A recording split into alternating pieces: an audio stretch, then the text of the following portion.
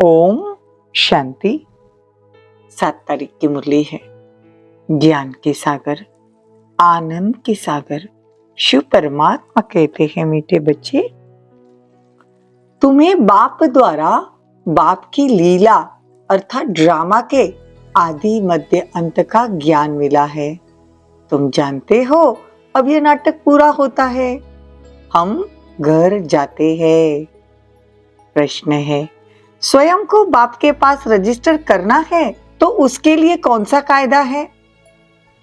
उत्तर है, बाप के पास रजिस्टर होने के लिए बाप पर पूरा पूरा बलिहार चढ़ना, अपना सब कुछ भारत को स्वर्ग बनाने की सेवा में सफल करना, संपूर्ण निर्विकारी बनने का कसम उठाना पड़ता है और फिर रहकर भी दिखाना पड़ता है। सिर्फ कसम नहीं उठानी है लेकिन फिर उसको निभाना भी है। तो ऐसे बच्चों का नाम ऑलमाइटी गवर्नमेंट में रजिस्टर हो जाता है। उन्हें नशा रहता है कि हम भारत को स्वर्ग बनाने व राजस्थान बना रहे हैं, तो हम भारत की सेवा के लिए बाप पर बलि चढ़ते हैं।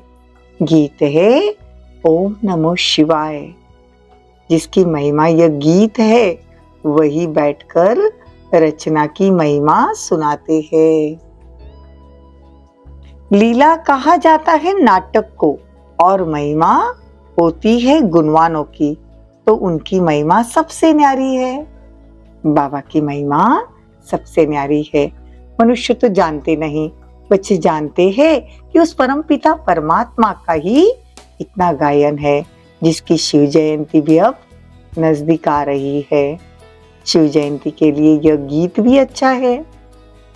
अब तुम बच्चे उसकी लीला को और उसकी महिमा को जानते हो। बराबर ये लीला है, उसको ड्रामा भी कहा जाता है।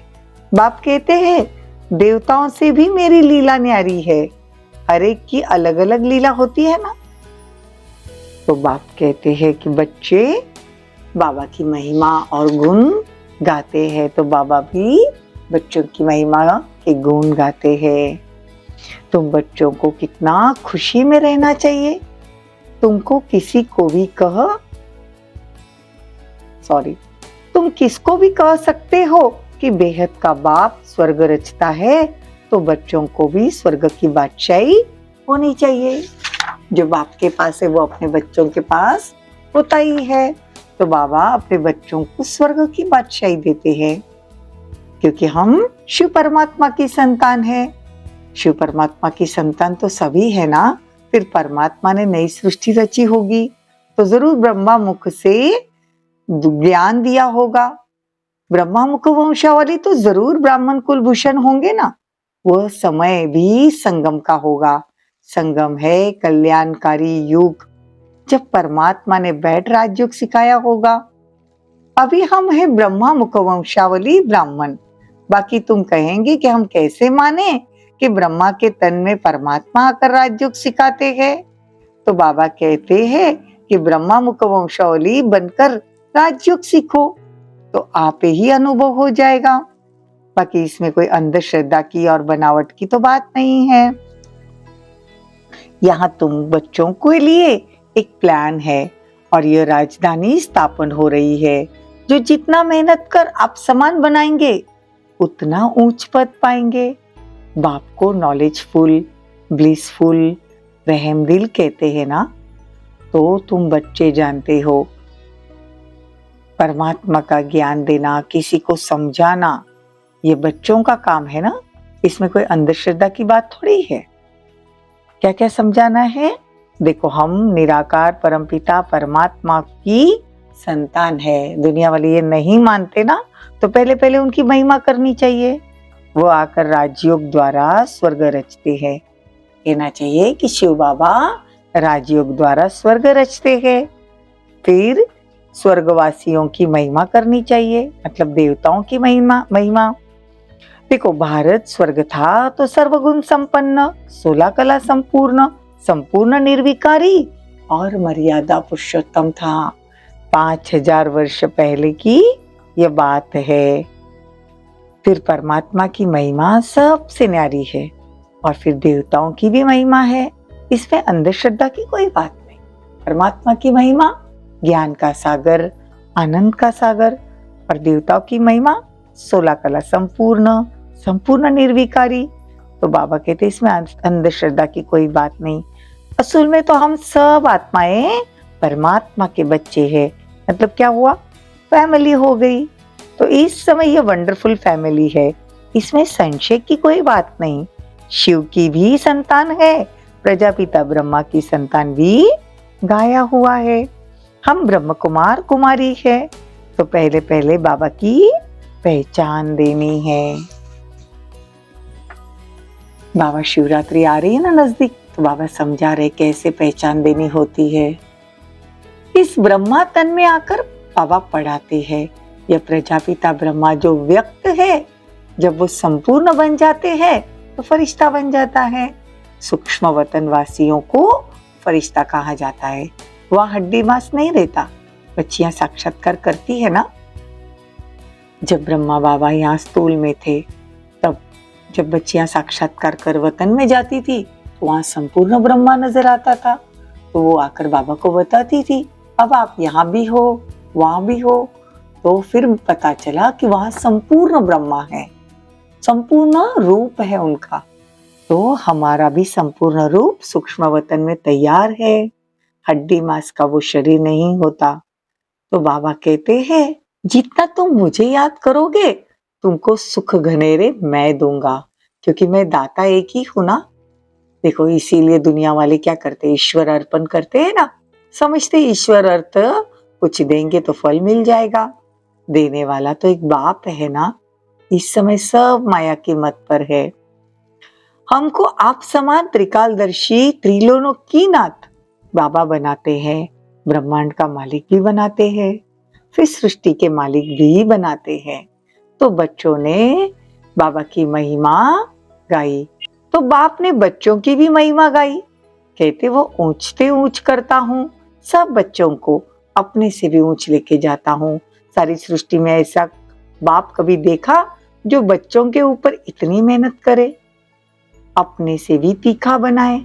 कहते हैं, तुम बच्चों को मैं विश्व की बादशाही देता हूँ, मैं नहीं भोगता हूँ। सतयुग में बाबा नहीं आते, बच्चों को लायक बनाकर स्वर्ग का मालिक बना देते हैं। बाकी दिव्य दृष्टि की चाबी मैं अपने हाथ में रखता हूँ। अब भी ब्रह्मा का साक्षात्कार कराता हूँ। इस ब्रह्मा के पास जाओ, राजयोग सीखो, भविष्य में प्रिंस बनो। बहुतों को शिव बाबा घर बैठे ब्रह्मा का साक्षात्कार कराते थे और कहते थे कि इस ब्रह्मा के पास जाओ और राजयोग सीखो। ये तो बहुतों का साक्षात्कार, यह तो बहुतों को साक्षात्कार होता है प्रिंस प्रिंसेस बनने का। तो बाबा कहते हैं, प्रिंस तो सभी ताज सहित होते हैं ना। बाकी बच्चों को यह पता ही नहीं पड़ता कि सूर्यवंशी प्रिंस का साक्षात्कार हुआ कि चंद्रवंशी प्रिंस का साक्षात्कार हुआ। जो बाबा के बच्चे बनते हैं वो प्रिंस प्रिंसेस तो जरूर बनेंगे। फिर आगे व पीछे अच्छा पुरुषार्थ करेंगे तो हम क्या बनेंगे, सूर्यवंशी में राजा बनेंगे, नहीं तो चंद्रवंशी में बनेंगे। देखो, प्रिंस को देख के सिर्फ खुश नहीं होना, सारा मदार पुरुषार्थ पर है। बाबा तो हर एक बात क्लियर कर कर समझाते ना हमें। इसमें अंधश्रद्धा की कोई बात नहीं। यह है ईश्वरीय फैमिली। इस हिसाब से तो वह भी ईश्वरीय संतान है, परंतु वह कलयुग में है, तुम संगम पर हो।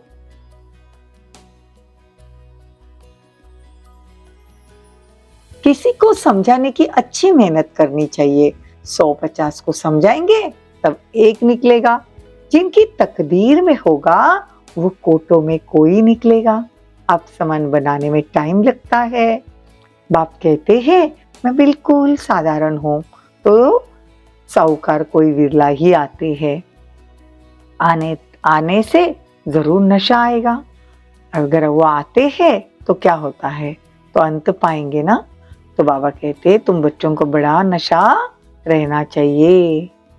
आखिर तो ये सब कुछ मिट्टी में मिल जाएगा। तुमको तो सब कुछ बाबा पर बलि चढ़ाना है। तुमको नशा चढ़ा हुआ है। हम ऑलमाइटी अथॉरिटी के बच्चे हैं। हम उनके पास रजिस्टर हो गए। बाबा पास रजिस्टर होने में बहुत मेहनत लगती है। जब संपूर्ण निर्विकारी पने का कसम उठावे और रहकर भी दिखावे, तब बाबा उसे रजिस्टर करते हैं। बच्चों को बहुत नशा रहना चाहिए कि हम भारत को स्वर्ग व राजस्थान बना रहे हैं, तब उस पर राज्य करेंगे। अच्छा, मीठी मीठी सिकी लदे बच्चों प्रति माता पिता बाप दादा का याद प्यार और गुड मॉर्निंग। रूहानी बाप की रूहानी बच्चों को नमस्ते। हम रूहानी बच्चों की रूहानी माता पिता बाप दादा को याद प्यार गुड मॉर्निंग नमस्ते थैंक यू बहुत बहुत शुक्रिया। धारणा के लिए मुख्य सार, हम ईश्वरीय संतान एक ईश्वर की फैमिली के हैं। हमें अभी ईश्वरीय मत मिल रही है। इस समय रूहानी नशे में रहना है, उल्टी मतों पर नहीं चलना है। भारत को स्वर्ग बनाने की सेवा करनी है। भारत की सेवा के लिए ब्रह्मा बाप के समान पूरा पूरा बलि चढ़ना, तन मन धन भारत को स्वर्ग बनाने में सफल करना, पूरा पूरा दानी बनना है। इसको कहेंगे फैंथोफिस्ट। वरदान, परमात्मा प्यार की छत्र छाया में सदा सेफ रहने वाले दुखों की लहरों से मुक्त भव। जैसे कमल पुष्प कीचड़ पानी में होते भी न्यारा रहता है, और जितना न्यारा उतना सबका प्यारा। ऐसे आप बच्चे दुख के संसार से न्यारे और बाप के प्यारे हो गए।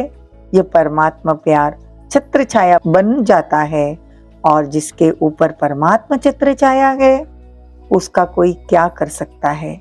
इसलिए फक्र में रहो कि हम परमात्मा छत्र छाया में रहते हैं। दुख की लहर हमें स्पर्श तक नहीं कर सकती। ये निश्चय और नशे की बात है। जिसके ऊपर परमात्मा की छत्र छाया है उसका बाल भी कोई बाका नहीं कर सकता। लेकिन वो बाबा कहते हैं उस नशे में रहो, उस स्थिति में रहो। स्लोगन, जो अपने श्रेष्ठ चरित्र द्वारा बाप दादा तथा ब्राह्मण कुल का नाम रोशन करते हैं वही कुल दीपक है। ओम शांति, ओम शांति।